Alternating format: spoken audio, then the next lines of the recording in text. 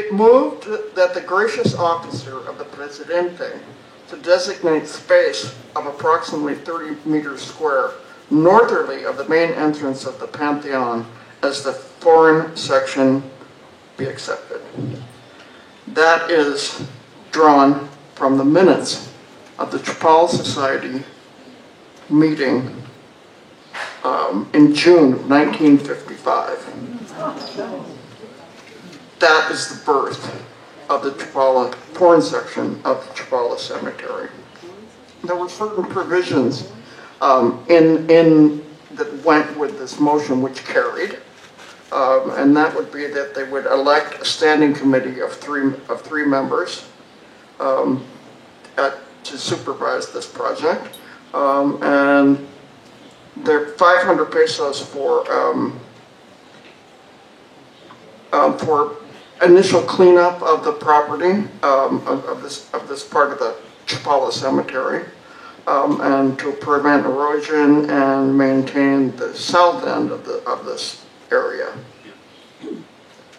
And then any foreign member, or any member of the Chapala Society, as it was called at that time, or any foreigner living or visiting in the community who wished to be buried there, could do that, and they would have to chip in 500 pesos to the fund. Okay, and then it was explained that this piece of property was on a slope and went down to sort of a lower area of what is the main part of the real part of the cemetery, which needed to be graded so that they could make space for the first 15 to 20 graves. Dale, move your mic down. It's going in and out. A little down. I'm not supposed to listen to you. That's better. Is that all right? We all know. Okay. How's that? Yeah, good. Okay, maybe I'll just hold it there. Okay, so the first person who was buried there. No. Too close to your mouth. That's what makes all the blowing. Hold it away. You need a pop filter. How's that? You know what? Forget it. Just talk. Yeah, just go. You're breathing. We hear you breathing. Okay. Help! First, I want to tell everyone. Yes. That's your job. There we go. Perfect. Let's see if that works. The first burial in the foreign section of the Chapala. Anybody know where this is? Yeah. Okay. Anybody know where the gas station is as you come into Chapala? Yeah. Soriana? Yeah. Okay, it's about a block behind Soriana. And it takes up a pretty big space, and right now it's chock full of graves. They really don't have any space left. Okay, so the first foreign person buried there was Mrs. Cora Beck Couch, who died November the 14th of 1955. So that very first year of the cemetery, we got the first grave. And then 11 more burials were recorded between 1956 and 1959. She was the only one that first year, and then it went on from there.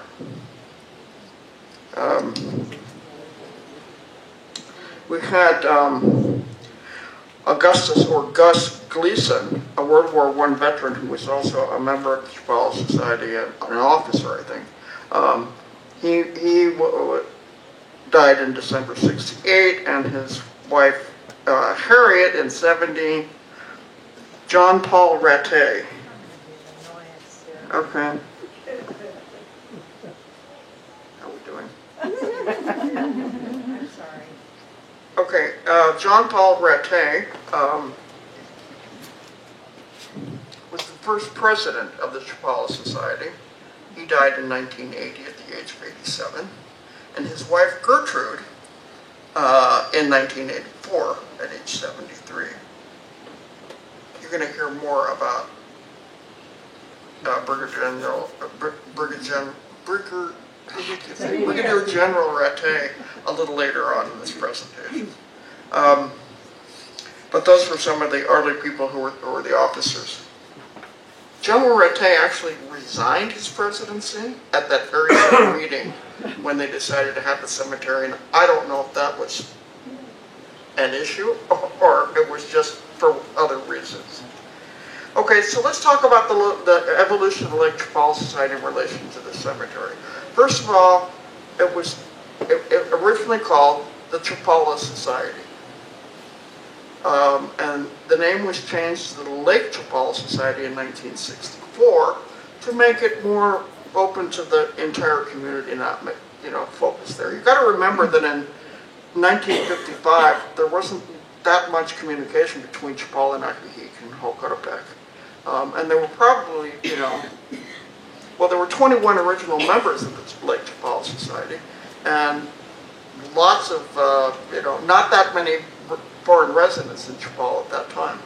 150, I don't know, not that many. Most of them were retired military people, like General Rattay. Okay, so the Lake Chapala Society got its charter as a legal entity and an Asociación Civil nonprofit organization in 1991, after 12 years of trying to figure out how to get that done. In 1974, the Chapala government gives the Chapala Society a grant to open a second section of the cemetery, which is in a different area. I don't quite understand why, because they said that the original part was filling up, but from the records I have, it looked like there was still a lot of space there. But for some reason they did it. A lot of people have the idea that that's the Canadian section, which is not true. Not true, because most of the people that we know have been buried there are U.S. citizens, and there are some Canadians. But there's British and Canadians and Mexicans and all kinds of people in these sections. Okay. So in 1983, the Lake Chapala Society relocated to this property, which was bequeathed from Neil James. And then somewhere between 1989 and 1990, and I haven't been able to actually pin it down yet, the seminary committee was disbanded.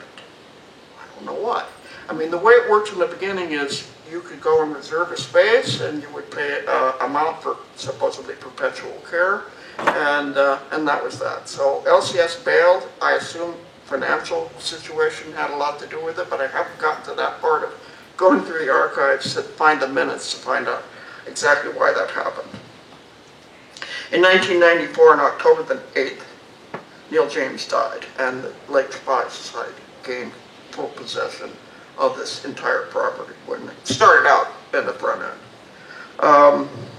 In 1997, the president of the Lake Chapala Society at that time, and someone from the Daughters of the American Revolution put together a catalog, which is why we actually know some things about who's supposedly in the cemetery.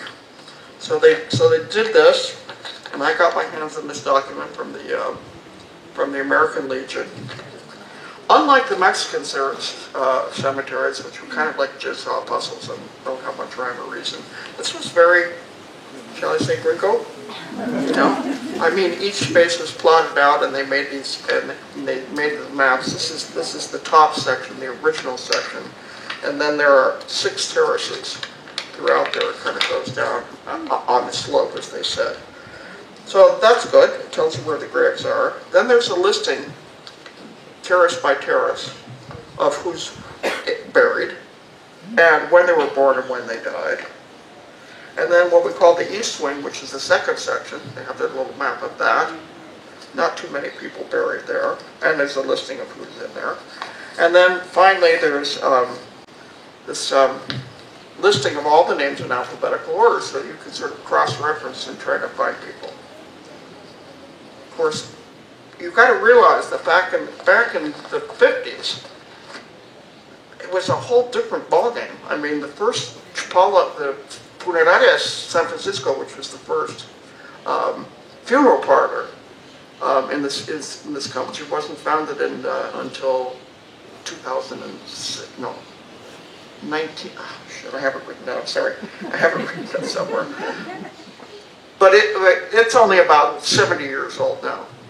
So, there was no funeral business in Chapala at that time. So if you died, you can imagine the complications. Cremation services weren't available here. Transportation to, back and forth to Guadalajara. I mean, it was very costly. To take a body back to the States was extremely expensive at that time, and you can imagine the bureaucracy that was involved. So this was really an important service that the Chapala Society was providing to the community. Anyway, next. How did I get interested in this? My grandmother is buried in the Chapala Cemetery, not in the foreign section. And we'll get to why that happened a little bit later on. And a dear friend of mine, her grandmother is buried in the foreign section. Her father is buried in the new section. And his grave is so close to the entrance that they have run over it with the earth movers every time they clean up there. And it's been destroyed like 4 times. So we kind of got interested in, we got this information, this catalog from the Lake Chapala Society, and we had this idea we were going to figure out, what needed to be done and whatever, because it's gotten into kind of bad repair. When the Chapala Society dropped the project, it was turned over to the American Legion, and they have taken pretty good care of the original section. They have a service there every year for Memorial Day, and so it at least gets cleaned up around that time. After the rainy season, they'll go in there and clean up. But I got interested because I would go to the cemetery every year for the Day of the Dead to, like the Mexicans do, clean up my grandmother's grave, put a candle and some flowers and a wreath, and do what you do, what the Mexicans do. And I would look at, she actually has a panoramic view of the foreign section, right, from where she's perched right up on it. And I would look down and I would see the foreign section totally vacant. And it just kind of broke my heart to see so much going on with the Mexican people remembering their dead, and the foreigners just nobody cared. So, where am I? I got a little lost. So that's part of what kind of, got me interested in, let's see if we can kind of revive this. And I did have some help from one of the commanders at the Legion. We organized he organized sort of like a potluck on the Day of the Dead, so that they weren't, completely alone. That happened for a couple of years, but, management, management changes, and we're kind of working on going back to something.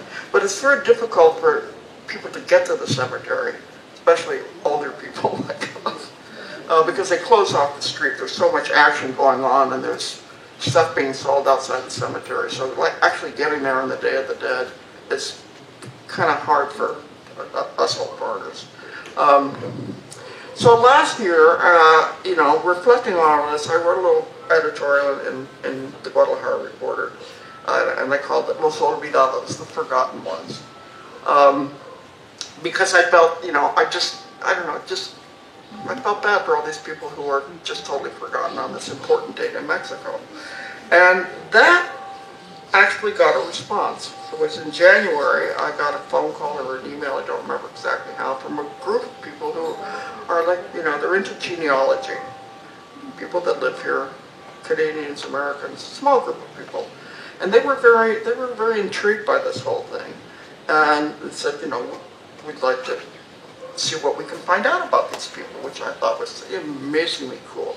So we've kind of formed this ad hoc informal committee, which involves Randall Butler, the former commander of the Legion, and his follow-up, Marine, and Mark Horodecki, who's the service officer of the ANAVETS, Canadian Veterans Group, got very interested. So we've been sitting down talking about, what we can do to kind of make a rescue plan to restore the cemetery. Because what these genealogy people, and I do want to mention their names, they just started, going grave to grave and seeing what was there. And what they do is whatever they can find, they post up on this website that's called Find a Grave. And that has, and you can look for anybody anywhere on Find a Grave. You won't find everybody there, but you know they've been doing that. It's sort of a genealogy kind of research site.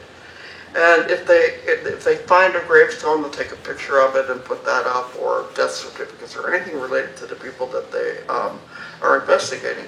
So right now there are 150 listings for the Lake Chapala, for the Chapala Foreign Cemetery on that website. And about 100 of them is thanks to information from these people, from these genealogists. Let's see if I can think of Peggy DeFont, Phil Gaskell, and Bruce Bell, I think his name is, have all contributed to this project. Of course, what they discovered is what our little catalog shows in reality don't coincide. Because the government has gone in there sometimes and done cleanup projects, dug new graves, whatever, things have gotten scrambled. Headstones are not where they're supposed to be. I have a very dear friend, you know, who used to be in Terrace 6, way over here, and I found her broken headstone about 3 years ago. Was that when it was, Andrea? Broken in pieces and on the opposite side. And this has happened to any number of people. So it's quite a difficult project to like try and put all the pieces back together. So I'm really grateful to these people that are actually taking the time to do some research. I think that's about it on that subject. Okay, so let's talk a little bit about. I'm going to bring up a few names of people who are buried in the Chapala Cemetery. So the first one is John Paul Rattay. He was born in 1893 and he died in 1980. He was born in Poland and he immigrated to the United States in 1914. And he enlisted in the army and went up through the ranks to a very high standing and a very fabulous, you know, military career. He was involved in World War II in some very important posts. He retired in 1946, and at the age of a few years later, in 1952, he married Gertrude Risden Lammer. At that time, he was 59, she was 42. And the following year, because they were married at the end of the year, they came and settled in Chapala. They had a beautiful lakefront mansion, I would say, right past the Kurds as you're going into Chapala. So he was the first president of the Lake Chapala Society, and as I mentioned, he resigned within the first 6 months. We don't know why. And Gertrude was also, she was an important person in the community, did a lot of good work. She led the groundwork for the Talking Books Library, which is, I think, still at LCS, although I don't know that it's used much anymore. And that was not easy to get permission from the Library of Congress to get these talking books down here for people who have limited vision. She was a founder of the Casa de Ancianos, the old folks home in Chapala. And after her husband died, she established an education fund for children of deceased veterans.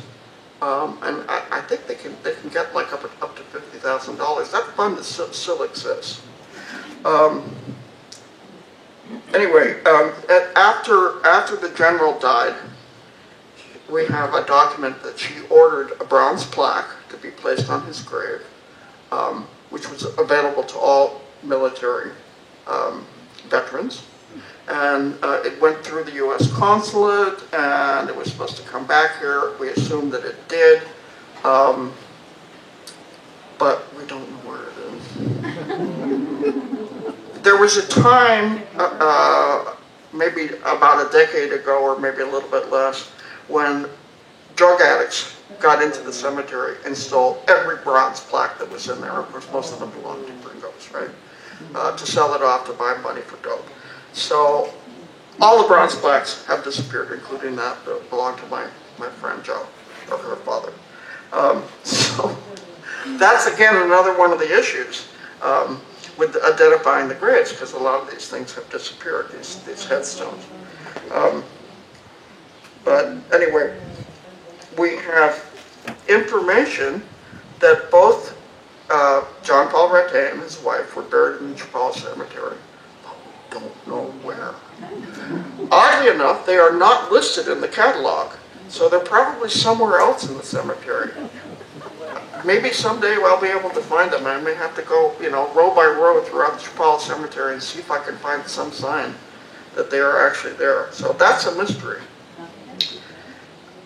One of many. Okay, the next person I need to talk about is Edward Turner Wilkes. We just heard reference to Ed here. He has an interesting life story. He was a runaway. He became self-educated. He enlisted in the army, and when he was serving in Nicaragua, he came down with tuberculosis, and so he had to go to some sanatorium, I think in Louisiana, and he spent his healing time self-educating, and so he became, a very, very well-educated person. So he and his wife Oral moved to Lakeside, and bought a home there. And at some point I've seen documents where he reserved space in the new section of the cemetery for himself and his wife. And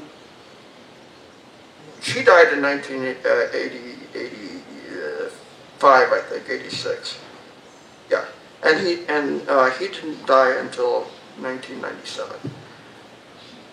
After his wife died, he dedicated a lot of time to LCS, cataloging the library. He was very interested in the books, and he even suggested when he offered to give his home or bequeath his home to the Lake Chapala Society, he said it might make a good library.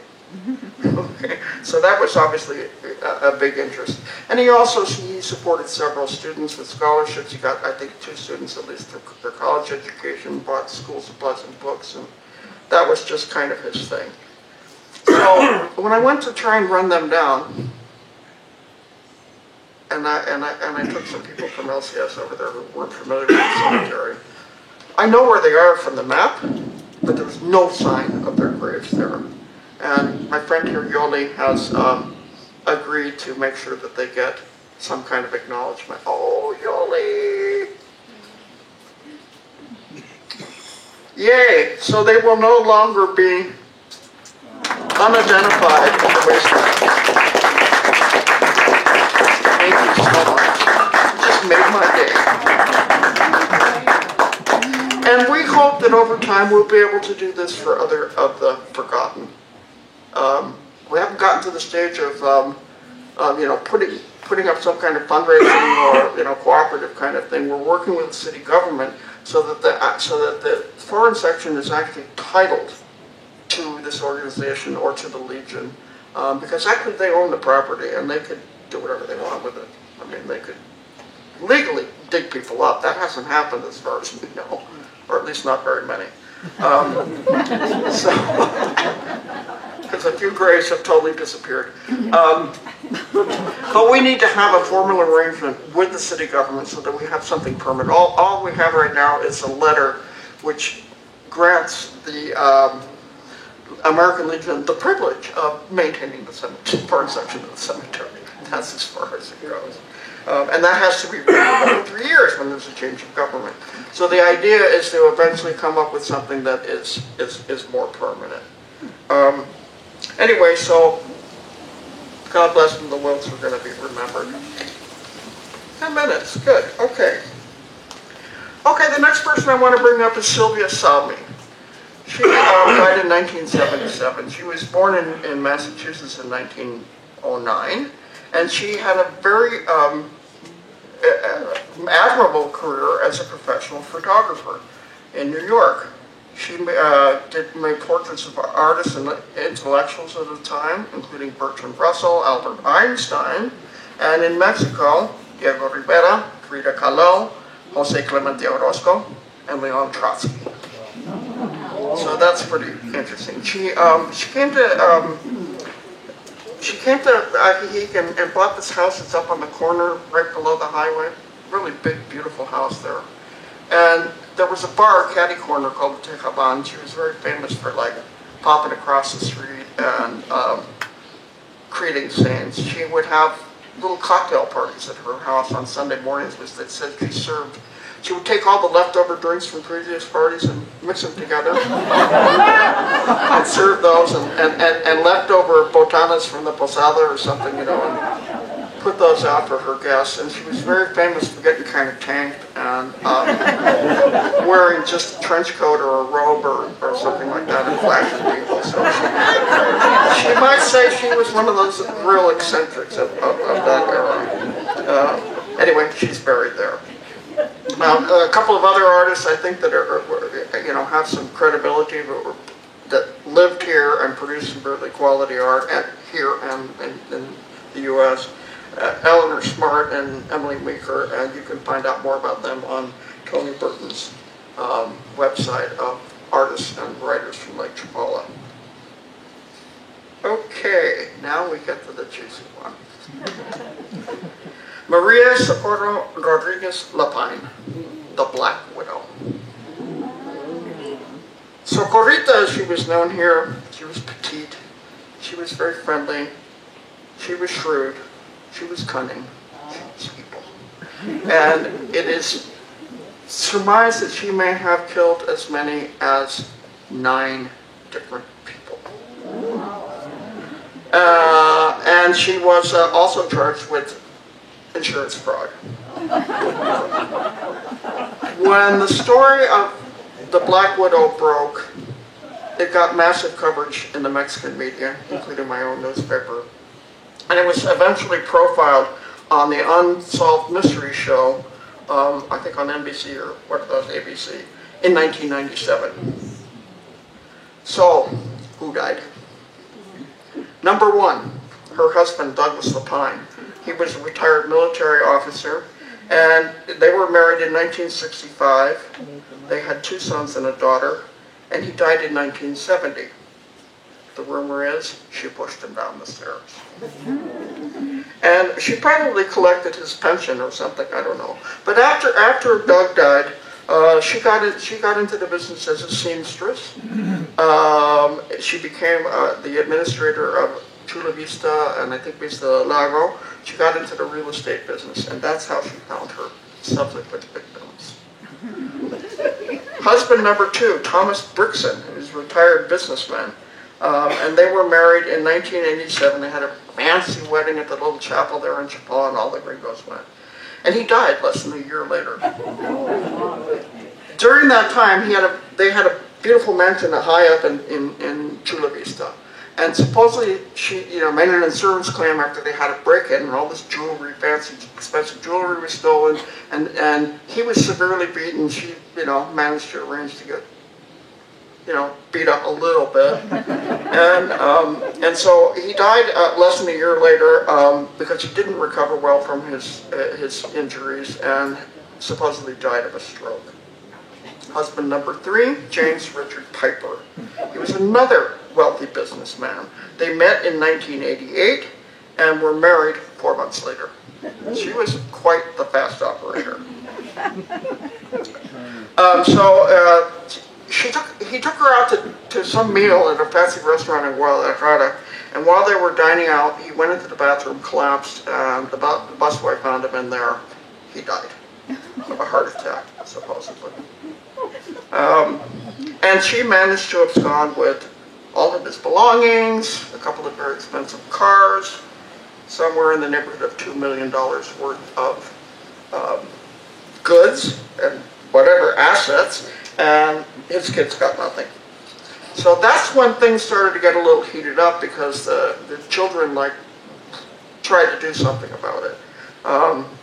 Get some kind of legal action or investigation anyway.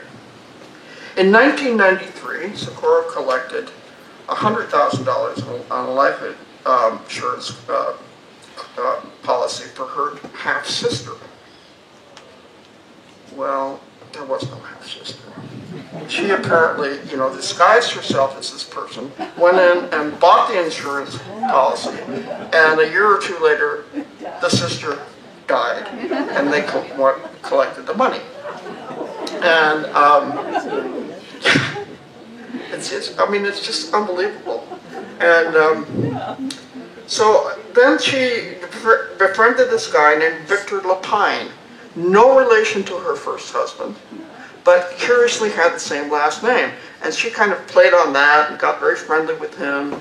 And the next thing you know, poor Victor is ill, he dies, and it's the same story. There's a will saying, I want to be cremated right away, which was a mystery to his heirs. And there was a pagare, what is that? He supposedly owed her, had an IOU for $100,000, and that's when things started to really heat up there. So the insurance company started to suspect they were getting conned. And as she became aware of that, she died, but she didn't. She faked her own death. It was kind of, mystery because she was so well known here. Only 6 people showed up at her supposed funeral. She was buried in the foreign section of the Chapala Cemetery, I guess because she was the wife of Lapine. Anyway, so eventually the insurance company got an order to exhume her body. In January of 1996, they dug her up. Nobody. And there were even forensic studies, no sign a body had ever been in there. There was nothing in there but some boards and some newspapers and flowers, okay? Same thing happened with the sister. They dug up her coffin. Nobody. Flowers, sticks, whatever. So at that point, she went on the lam. She disappeared. There were people who said they had seen her at some shopping mall in California or whatever. She's local people, it's like, I think I saw her at the mall. And but she was never, she's never been found. So it's still another mystery. She must be about 85 now, so she may not even be in this realm anymore. She might be in hell. Which would be appropriate. Her children were eventually charged with fraud. And I don't know, her mother was involved in all these insurance scams as well. And so 2 of her children were eventually convicted of fraud and spent a little time in jail. I don't know really what happened to them. And the good son, was not apparently involved in this stuff, died in a motorcycle accident in Guadalajara. That's karma working. Here's the kicker. My grandmother was her guinea pig. Because after Doug Lapine died, my grandmother died in 1977. She was living in an apartment in the Hotel Nido. She had become very friendly with Socorro, starting by having some clothes made, and then she weaseled her way into her life and borrowed some money for some real estate deal in Puerto Vallarta. I think my grandmother shelled out about $10,000 for that, and I think maybe she offered her because maybe she was getting pressure to pay back the money and get that settled. Anyway, so at that time I was living in Guadalajara, getting my learning the ropes at the Guadalajara Reporter, and I get this call from Socorro. Your grandmother's not well. You better come. She lived in an apartment in the back of what was then the Hotel Nido, and is now the Vital Statistics Office of everything. Of the government, I kind of get the creeps when I go in there. And said, your grandmother's not well. So I rushed from Guadalajara, and only to find that she had already died. And then that's when people started telling me, she killed her first husband. She pushed him down the stairs. And this is while Socorro is weeping at the funeraria. She arranged for the burial. That's why my grandmother is up in the upper section, the Mexican section, because she made all the arrangements and wept bitterly. And I'm telling her, you might want something of my grandmother's belongings since you were such close friends. Well, then I discovered she's filed a denuncia against me for absconding with her goods because she had a will, leaving everything to her. She got the money out of Lloyd investment account. I found out that she had cashed checks and forged my grandmother's name the day before and after she died. She eventually went to Florida and tried to claim my grandmother's property up there, which has probably just been devastated by the latest hurricane. But my mother was a lawyer and clever enough to get everything sorted out so that when Socorro and her lawyer or whatever got there with all these papers and fancy Mexican seals, they said, sorry, this has no validity here, get lost. So she did not manage to get the property in Florida. But anyway, it was quite a scandal. I'll show you a little bit. This is what our newspaper did. This is empty coffin revealed bizarre tale of fraud and lies and deception. The next week it was flowers and rocks found in coffin of Black Widow's sister. A tale of friendship and betrayal. That's about the Mr. Lapine who got killed. I suspect she, because she was taking care of that guy, that she was feeding all these guys some kind of drugs. And then Black Widow's kids accused of insurance company of fraud. So that was just in the course of 1996. And then of course there was tons of publicity in the Mexican press and then the show on Unsolved Mysteries, which remain unsolved. But she's famous, Love You, the Negra de Chapala. Okay, so I think I'm done. If there's any Q&A.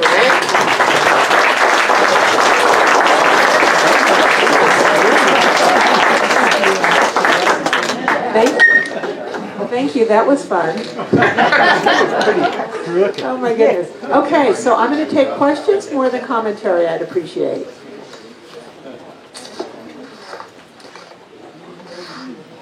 Oh, thanks. We can take all that. Thank you very much. Don't need this. I don't remember where I got this information, but I was told when I was a class maybe on death and dying and what you could do and where you could be buried, and they said that there were no places left in the Chapala cemetery for expats. Is that not true? That is not true.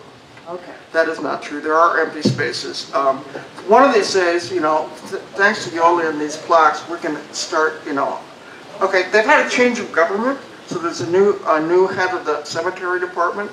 The records they keep are really weird. A death certificate will say interment in Chapala Cemetery, but there's no location. They don't have these kind of maps. They don't do that kind of tracking. But I know for a fact that there are spaces left in the foreign section, in both sides. Of course, we have to kind of go by what we have, and it's not that unreasonable. You have to pay for the title to it because it does belong to the government. You have to pay for the title. I have some friends here that just went through this for a place. The Ajijic Cemetery is a whole nother story. Ajijic is really chock-a-block, but we were able to find a little place to inter some cremated that's remains. What I was told. I'm thinking of the wrong cemetery. Maybe it was underneath. Well, there's room in both of them. Chapala is pretty chock-a-block, but I mean, if you insist, they'll find you a space, and especially in the foreign section, I know there's room there. Okay. Hey, thank you. That was very interesting. But speaking of the Ajijic Cemetery, because you've been talking about Chapala, and I was wondering if you had any information or additional information regarding the cemetery here in Ajijic. Okay, cemetery in Ajijic is also, it's chock-a-block. And again, it's, there's no order to it. It's like a giant jigsaw puzzle. There are a few probably tiny spaces left, which is why we were able to, but I think a full-size grave, there's probably none left.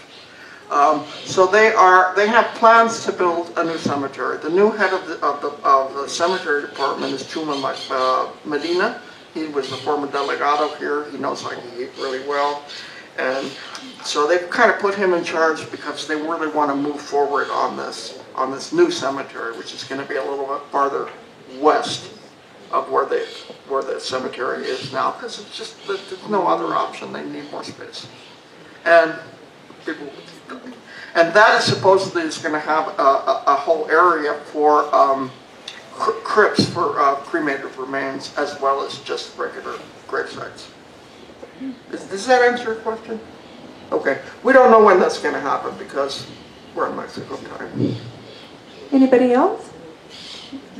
I think we're good. Thank you so much. This was very awesome. And thank you for taking an interest in this.